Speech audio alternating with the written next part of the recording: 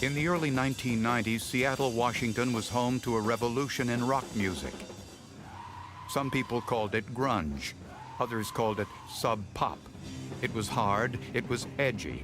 Would he be considered a serial rapist, or is he a serial sex predator? I mean, he's a serial something. The water temperature was hot.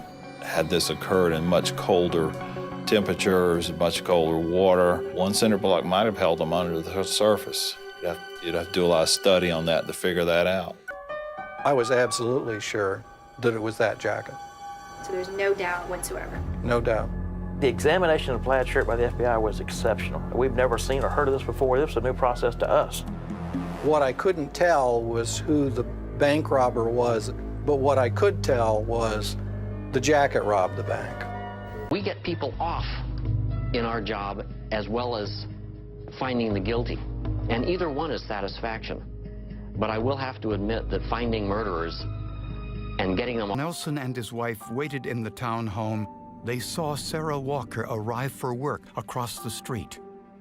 I yell at my wife, come and check this out. There's a beautiful, striking blonde coming out of this sports car, and she's going to the model. My wife said, oh, that's Sarah. And I said, oh, Sarah's looking very good. She said, well, yeah. There were no physical evidence. None. There was zippo, zero, nil, nada, nothing. They didn't theorize shit. Excuse me. They didn't theorize shit. I'll say that on the screen. I'd even say it in a courtroom. They didn't have any theory other than he threw the body, he killed her and threw it over the side. And that she was in his car because of the mark on her leg. That's all there was. Kyle Gilley was a jealous piece of shit, and he knew. No, never mind. The jury.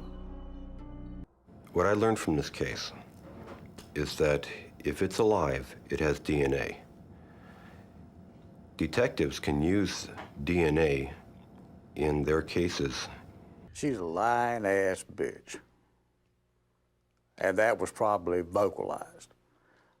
He wanted the money so he and Yesenia could gallivant off to Mexico and live like kings happily ever after, because with a few $1,000,000 in your pocket down in Mexico, you're a hero. And I think it was an ego trip. I think he knew exactly what he was doing throughout this whole case. It was just unfortunate for him that he was stupid.